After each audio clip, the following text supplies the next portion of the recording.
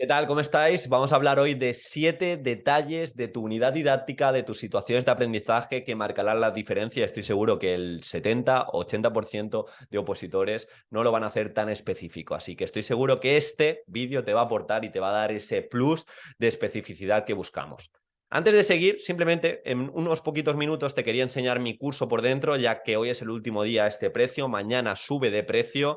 Ya sabes que tienes acceso durante 500 días desde que entras hasta el 1 de agosto de 2024 y una vez que entras tienes a tu disposición esta plataforma de vídeos, un primer vídeo de presentación donde te recomiendo que entres a la comunidad privada, ya que tenemos una comunidad privada donde contestamos todas las dudas, compartimos recursos como productos competenciales, como bibliografía que tienes que utilizar sí o sí dentro de los distintos apartados de la unidad didáctica, estudios científicos, evidencia, cómo utilizar el DUA, aplicaciones para utilizar el DUA, etcétera, etcétera. Esta primera parte que veis de 3 módulos de presentación, aprendiendo a programar y dudas resueltas está enfocada a la creación de la unidad didáctica, a la creación de la programación, a la creación de las situaciones de aprendizaje. Si entráis, os recomiendo que vayáis a este módulo. Bueno, primero entréis en la comunidad privada, pero os vayáis a este módulo y os veáis la clase 1, 2, 3 y 4.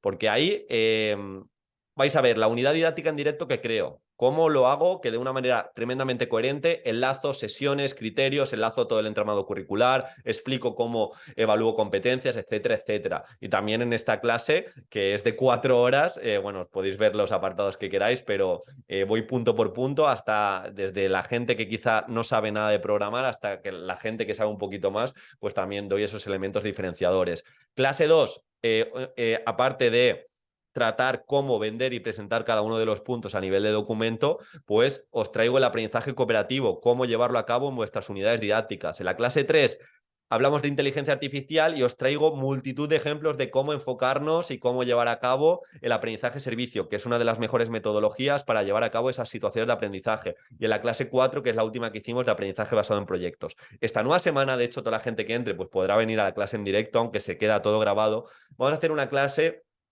por así decirlo, temática solo sobre evaluación, porque veo que hay muchas dudas de cómo aplicar la evaluación formativa, cómo ponderar los criterios, evaluación diagnóstica, sumativa. Hay como muchos errores que no quiero que os resten notas y que vamos a hacer una masterclass y esta semana todas las dudas que dejéis tanto en la comunidad privada que van a ser contestadas como todo lo que me comentéis va a ser enfocado a evaluación para que os lo llevéis. Bueno, tampoco quiero gastar mucho más tiempo. Aquí tenéis toda la plataforma conjuntamente con la comunidad privada. Después de estos primeros apartados que te enseñan de una manera excelsa a programar, tienes el resto de apartados que te enseñan a comunicar con ejemplos concretos. Por ejemplo, tenéis mi defensa con hilo conductor y metáforas, tenéis una masterclass sobre metáforas, otra sobre introducción, conclusiones y cómo aplicar el hilo conductor.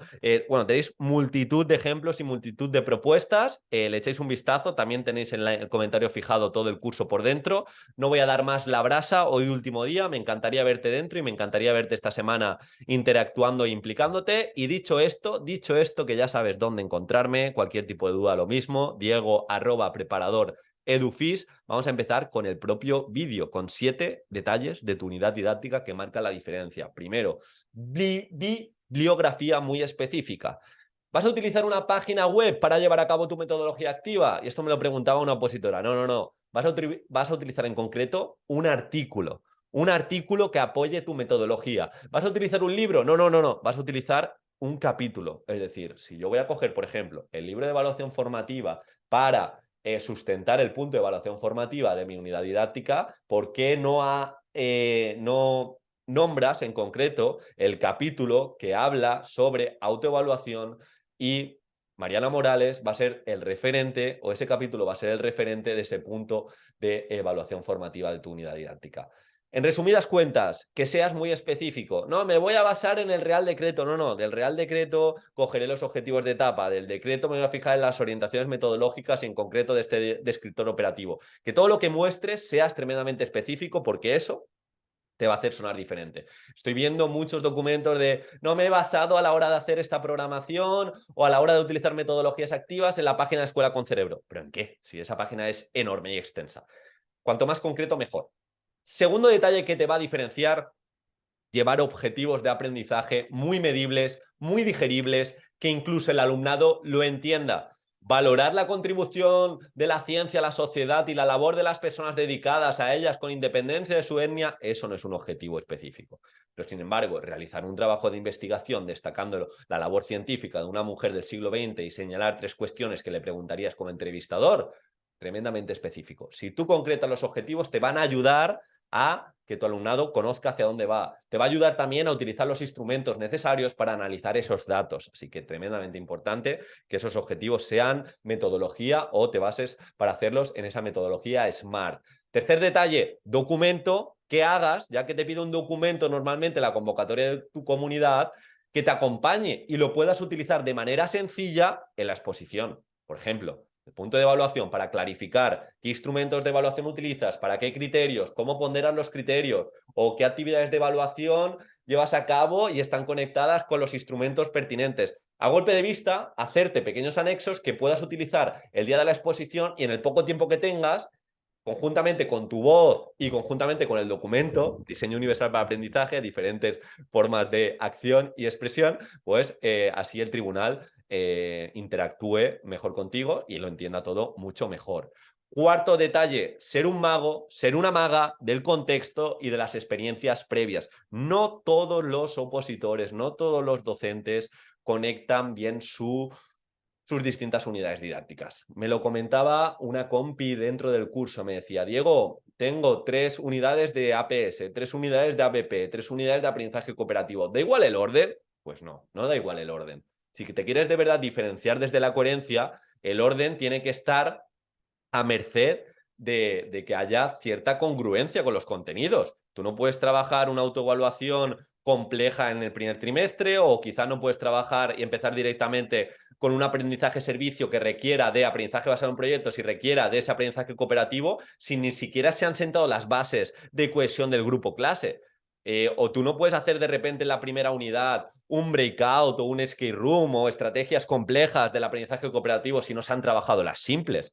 Definitiva, tú también la unidad didáctica, si estás en estabilización y solo llevas a cabo una unidad didáctica, contextualizarla, de qué conocimientos venimos, de qué manera activas los conocimientos previos, cómo conectas, y esto también ser un mago del contexto, cómo conectas con los intereses y motivaciones de tu alumnado, lo que ha aprendido, la habilidad que ha aprendido, de qué manera le das transferencia afuera del horario escolar. Y esto muy conectado, quinto detalle, lleva a cabo aspectos metacognitivos y rutinas de pensamiento. En lo que os he mostrado al principio, en la clase 4, no solo nos centramos en ese aprendizaje basado en proyectos, en los 10 puntos que hay que seguir para llevar un aprendizaje basado en proyectos, sino también en rutinas de pensamiento y en metacognición. Cómo llevarlo de manera específica. ¿Para qué? ¿Para qué? Pues para seguir los principios que nos demanda la LOMLOE y que nos demandan las buenas estrategias de aprendizaje, que es que nuestro alumnado lo que aprenda no fallezca en una semana, que ya no se acuerden, o que pueda transferirlo a diferentes contextos. Y para eso tenemos que introducir estas rutinas de pensamiento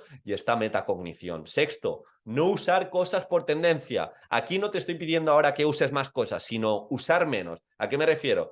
Últimamente me están preguntando, Diego, ¿meterías la inteligencia artificial en la unidad didáctica? Diego, ¿meterías esta gamificación? Diego, ¿meterías este skate room? Diego, ¿meterías 4 metodologías activas en la unidad didáctica? Pues bien, a ver, yo metería aquello que controle. Y si voy a meter, por ejemplo, inteligencia artificial, sabría muy bien por qué lo voy a meter y no porque es tendencia, no porque da likes. De hecho, como empezamos a meter cosas, ya sabéis que caemos en esa pirotecnia educativa, pero un pasito más allá. Como el tribunal empieza a profundizar en eso que has metido, inteligencia artificial, y te empiecen a preguntar ChatGPT, y sepa más que tú de ChatGPT, y empieza a sacar posibles objeciones, y te empieces a quedar en blanco porque no sepas cómo resolverlo, te digo yo que en vez de diferenciarte, lo vas a hacer para mal. Así que esto pasa también con metodologías. No es que voy a llevar una gamificación. ¿Sabes cómo se realiza una gamificación? Que no es únicamente ponerte a hacer un skate room o no es únicamente darle un tablero de juego y ya está, sino que tiene un proceso, tiene también sus bases, tiene unas narrativas, unos componentes, unas dinámicas, unas mecánicas. Así que aquello que llevemos lo trabajamos mucho y por eso cuando hacemos una masterclass dentro de la formación, vamos punto por punto. Aprendizaje-servicio, que es la clase 3 que tenéis ya grabada. ¿Por qué lo voy a utilizar a nivel legislativo? ¿Por qué lo voy a utilizar a nivel de evidencia? Distintos estudios en los que me puedo acompañar, incluso libros. Bien, Una vez que lo tengo, 7 pasos a seguir para hacer ese aprendizaje-servicio. Perfecto. Una vez que lo tengo, ¿cómo voy a evaluar el aprendizaje-servicio? Perfecto. Ya tengo el producto de aprendizaje-servicio. ¿Cómo lo puedo conectar con mi especialidad? Increíble. ¿Cómo puedo hacer trabajo interdisciplinar? Como pasito a pasito, donde yo todas las posibles objeciones o el sonar poco realista por llevar una metodología, las estoy cubriendo y el día del examen no me van a pillar por ahí. Y el séptimo detalle es usar la diversidad a tu favor. Libros como Aula Diversificada nos avalan para hacer grupos diversos y para utilizar esa diversidad en beneficio de los distintos ritmos de trabajo y ritmos de evolución, tanto para el percentil que quizá necesita más ayuda como aquel que tiene más capacidad de ayudar. Y también algo que os puede ayudar en este punto es poner un valor o poner una emoción para trabajar en esa unidad didáctica. Y eso trabajarlo de manera específica a través de un criterio de evaluación, a través de una posible problemática que también podemos empezar a trabajar, pues el duelo, la frustración, o estamos haciendo un producto competencial que en muchas ocasiones, como puede ser una comunicación, una exposición, aparece la vergüenza, cómo podemos trabajar la vergüenza, cómo podemos hacer tareas de creciente complejidad, darles herramientas a nuestro alumnado para que sepa qué hacer si se queda en blanco, para de manera progresiva enfrentarse y no sea de manera radical en individualidad. En definitiva, también tratar esa educación emocional y esa educación en valores que podemos conectar de una forma muy sencilla a través de los descriptores operativos. Así que son 7 detalles que quiero que le des una vuelta para que tengas una unidad didáctica, una exposición potente, un documento potente y el día del examen pues estés por encima de ese percentil que solo va a decir cosas genéricas. Si quieres ir un pasito más allá, ya sabes, último día, no soy más pesado, échale un vistazo al curso por dentro, te veo y vamos a tratar la evaluación esta semana y estoy seguro que te va a aportar muchísimo a toda la gente que entre dentro de la formación. Recuerda, últimas horas para entrar a ese precio. Mañana ya sube de precio y veréis que no lo voy a publicitar prácticamente porque ya me quiero centrar únicamente en la gente que está dentro y que tenga esa prioridad a la hora de contestar dudas. Y como siempre, un placer. Espero que hayáis desconectado la gente que esté de vacaciones y mucho ánimo con esta recta final. Un abrazo.